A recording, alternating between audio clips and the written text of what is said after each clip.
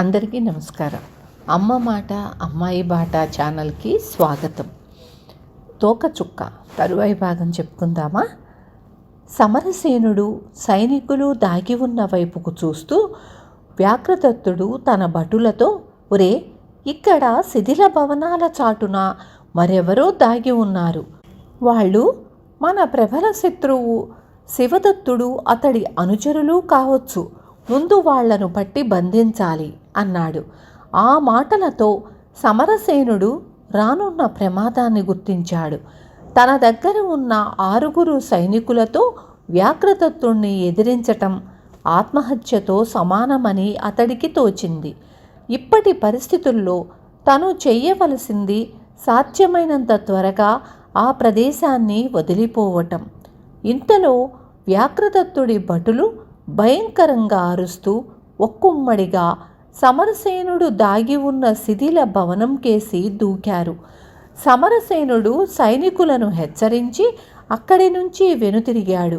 6 సైనికులు, సమరసేనుడు ఒకవైపు, 20 మంది భటులు, వారి నాయకుడైన వ్యాఘ్రదత్తుడు మరొక వైపు. ఇక ఆ ప్రదేశమంతా వాళ్ల కేకలతో, హెచ్చరికలతో మార్మోగింది. శిథిల భవనాల్లోని గదులలో గోడల చాటున దాక్కుంటూ సమరసేనుడు సైనికులు అక్కడి నుంచి తప్పించుకోచూస్తున్నారు. కానీ వ్యాఘ్రదత్తుడు తన భటులను 2 ముఠాలుగా చేసి వాళ్లను చుట్టుముట్టేందుకు పురిగొల్పాడు. విరిగిన స్తంభాల చాటున, పడిపోయిన గోడల చాటున పొంచి ఉండి దగ్గరకు వచ్చిన వ్యాఘ్రదత్తుడి భటులను సమరసేనుడు సైనికులు ఎదుర్కొనసాగారు. వ్యాఘ్రదత్తుడి భటులలో ఎక్కువ మందిని అక్కడ బలిపెట్టకుండా తను పారిపోగలగటం అసంభవంగా తోచింది సమరసేనుడికి.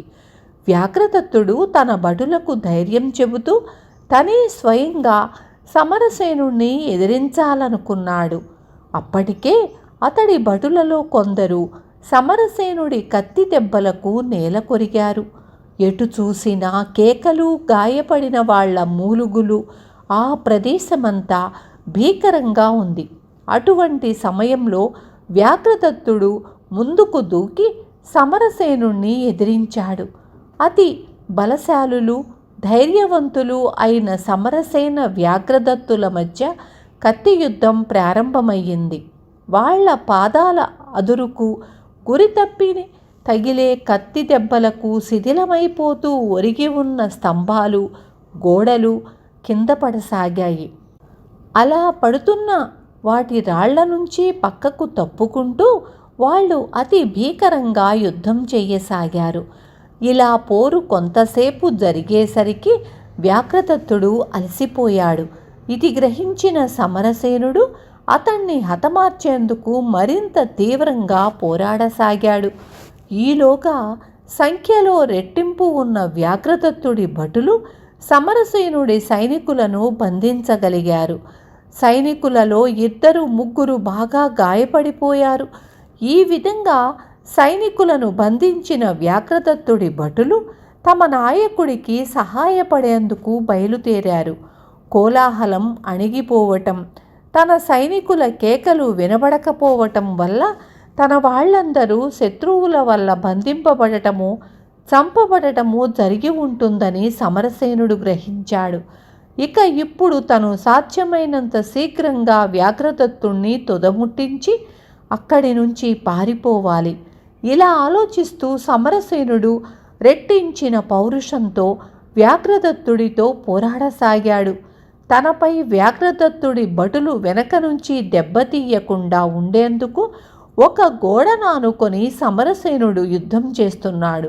కానీ పాపం, అతడికి తను ఆనుకొని ఉన్న గోడ శిథిలావస్థలో ఉన్నదని, విరిగి వెనక్కి కూలిపోయేందుకు సిద్ధంగా ఉన్నదని తెలియదు. కానీ ముందుండి పోరాడుతున్న వ్యాఘ్రదత్తుడు ఈ సంగతి గ్రహించాడు. హఠాత్తుగా వ్యాఘ్రదత్తుడి భటులు కఠోర కంఠాలు ఒక్కసారిగా మార్మోగాయి. వాళ్ళు సమరసేనుడి సైనికులందరినీ బంధించి తమ నాయకుడికి సహాయపడేందుకు మూకుమ్మడిగా ముందుకు దూకుతున్నారు.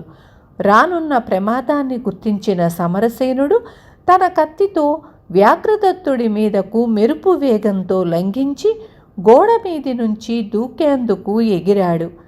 సమరసేనుడు అలా గోడ మీదికి ఎగిరేసరికి అసలే శిథిలమైపోయి కూలిపోయేందుకు సిద్ధంగా ఉన్న గోడ కాస్త వెళవెళమంటూ ఒక్కసారిగా విరిగి వెనకకు పడిపోయింది. దానితో పాటు సమరసేనుడు అవతలి వైపుకు పడి రాళ్ల మధ్య చిక్కుకుపోయాడు. వ్యాఘ్రదత్తుడికి ఇది మంచి అవకాశం కలిగించింది. అతడు పెద్దగా విజయధ్వానం చేస్తూ సమరసేనుడి మీదకు ఉరికాడు. అంతలో అతడి భటులు పరుగున అక్కడికి వచ్చి సమరసేనుడి కాళ్ళు చేతులు గట్టిగా పట్టుకుని కదలకుండా చేశారు. వ్యాఘ్రదత్తుడు ఆజ్ఞాపించగానే సమరసేనుడి చేతులు తాళ్లతో బంధింపబడ్డాయి. అతడి కత్తిని వ్యాఘ్రదత్తుడు స్వాధీనపరుచుకున్నాడు. తన శత్రువు చిక్కాడన్న సంతోషంతో వ్యాఘ్రదత్తుడు పరవశుడైపోయాడు. అతడు క్రూరంగా నవ్వుతూ, చివరికి ఎలా అయితేనేమి నా చేతికి చిక్కావు. మొదట నాకు తటస్థపడినప్పుడే నాతో రాజీ పడి ఉన్నట్లయితే నీకీనాడు ఈ దుర్గతి పట్టేది కాదు. శాక్తేయుడి అపూర్వ శక్తులు గల త్రిశూలం ఎక్కడ ఉన్నది నాకు తెలిసిపోయింది. నీకు మాత్రం దుర్మరణం తప్పదు అన్నాడు. వ్యాఘ్రదత్తుడి మాటలకు సమరసేనుడు చెలించలేదు. ఒకవేళ తనకు దుర్మరణమే తప్పనిసరైతే అందుకు అతడు సిద్ధంగానే ఉన్నాడు. అతడికి అప్పట్లో తనను గురించి కన్నా తన నాయకత్వాన్ని నమ్ముకుని కష్టాల పాలైన సైనికుల గురించే ఎక్కువ బాధ కలిగింది. సేనాని అయిన తను సైనికులకు సరైన నాయకత్వం ఇవ్వలేకపోయానా అని అతడు ఆలోచించసాగాడు. సమరసేనుడి మౌనాన్ని వ్యాఘ్రదత్తుడు మరో విధంగా భావించాడు. నిబ్బరంగా నిశ్చింతగా ఉన్న సమరసేనుడి వాలకం వ్యాఘ్రదత్తుణ్ణి కలతపరిచింది. ఎవరి సహాయాన్నో అండగా చూసుకొని అతడు అలా నిర్భయంగా ఉన్నాడని వ్యాఘ్రదత్తుడు అనుమానించాడు. నీకు ఈ కష్టదశలో సహాయపడగల వారెవ్వరూ లేరు, ఆ సంగతి గుర్తుంచుకో అన్నాడు వ్యాఘ్రదత్తుడు. తను ఇలా అన్నప్పుడు సమరసేనుడు తనకు సహాయం వచ్చే వాళ్ల పేర్లు చెబుతాడని వ్యాఘ్రదత్తుడు ఆశించాడు. వ్యాఘ్రదత్తుడి భయ సందేహాలను నిశితబుద్ధి అయిన సమరసేనుడు గ్రహించాడు. అతన్ని బెదిరించి చూస్తే తనకు మేలు కలగవచ్చునని అతడు ఊహించాడు. వ్యాఘ్రదత్త, శాక్తేయుడి త్రిశూలం ఎక్కడ ఉన్నది తెలిసినది నీ ఒక్కడికే కాదు, ఆ సంగతి గుర్తుంచుకో. అంతేకాక త్రిశూలం ఎక్కడ ఉన్నది తెలిసినంత మాత్రాన ప్రయోజనం లేదు అన్నాడు సమరసేనుడు. ఈ జవాబుతో వ్యాఘ్రదత్తుడు నివ్వెరపోయాడు. శాక్తేయుడి త్రిశూలం శిథిల నగరంలోని ఏనుగుల వనంలో ఉన్నదని శివదత్తుడికి తెలుసు. తను తన భటులతో చెబుతూ ఉండగా సమరసేనుడు కూడా చాటున ఉండి విన్నాడు. త్రిశూలం ఎక్కడ ఉన్నది చాటున ఉండి నువ్వు విన్నావని నాకు తెలుసు. శివదత్తుడికి కూడా అది ఉన్న చోటు తెలుసు. అయినా నీవు అతడు కూడా నన్ను అడ్డగించగలిగిన స్థితిలో లేరు. అలాంటప్పుడు ఆ దివ్యశక్తులు గల త్రిశూలాన్ని నా చేత పడకుండా చెయ్యగలవారెవ్వరు అని వ్యాఘ్రదత్తుడు కోపంగా ప్రశ్నించాడు. సమరసేనుడు ఆ ప్రశ్నకు జవాబు చెప్పకుండా ఊరికే నవ్వి ఊరుకున్నాడు. ఆ విధంగా వ్యాఘ్రదత్తుడిలో అనుమానాన్ని మరింత ఎక్కువ చెయ్యాలని సమరసేనుడి ప్రయత్నం. అది ఫలిస్తుందనేందుకు సూచనగా వ్యాఘ్రదత్తుడి ముఖం వెలవెలా పోవటం సమరసేనుడి కంటపడింది. త్రిశూలం నీ చేత పడకుండా ఆటంకపరచగల వాళ్ళు ఇద్దరున్నారు. వారిలో ఒకణ్ణి మాత్రం ప్రస్తుతానికి బంధించగలిగావు. కానీ ఆ త్రిశూలం నీ కంట పడకముందే నిన్ను హతమార్చగలవాడు మరొకడున్నాడు. అతడు నాకు మిత్రుడు. అతడి ఆజ్ఞాపాలన కోసమే నేను నీ వ్యాఘ్రమండలానికి బయలుదేరాను. ఇప్పుడు సంగతి తెలిసిందా అన్నాడు సమరసేనుడు. వ్యాఘ్రదత్తుడు ఆ మాటలకు కలవరపడ్డాడు. శత్రువుల మీద తన విజయం అనుకున్నంత తేలిక కాదని అతడికి సంశయం కలిగింది. నన్ను ఆటంకపరచగల వాడి పేరేమిటి అని అడిగాడు వ్యాఘ్రదత్తుడు. చతుర్నేత్రుడు అన్నాడు సమరసేనుడు.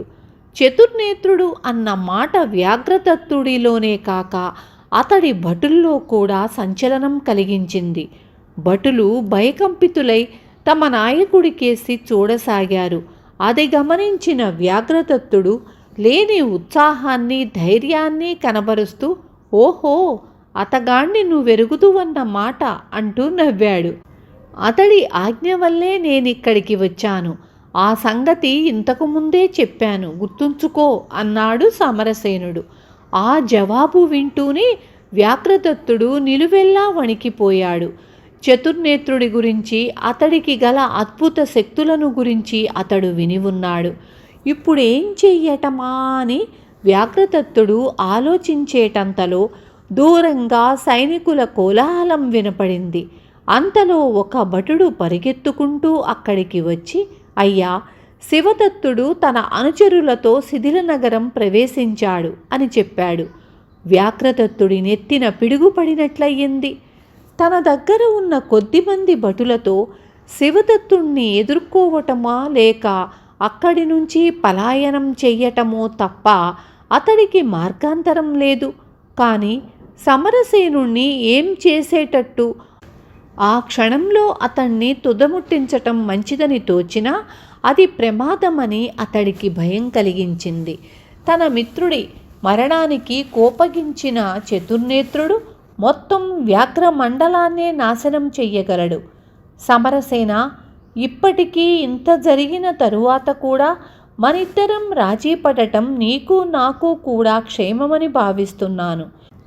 ఆ రాజీ మాటలేమిటో ఇద్దరం తీరిగ్గా కూర్చొని చర్చించాలి. మనం ఇక్కడి నుంచి మరొక సురక్షిత ప్రదేశానికి వెళదాం అన్నాడు వ్యాఘ్రదత్తుడు. తరువాత నిరాయుధుడైన సమరసేనుణ్ణి వెంట పెట్టుకుని వ్యాఘ్రదత్తుడు అతడి భటులు వేగంగా అక్కడి నుంచి పారిపోసాగారు. వాళ్లకు దూరంగా శివదత్తుడి అనుచరులతో పోరు సల్పుతున్న వ్యాఘ్రదత్తుడి మిగిలిన భటుల కేకలు వినపడుతున్నాయి. విన్నారు కదా? తరువాయి భాగం రేపు చెప్పుకుందాము.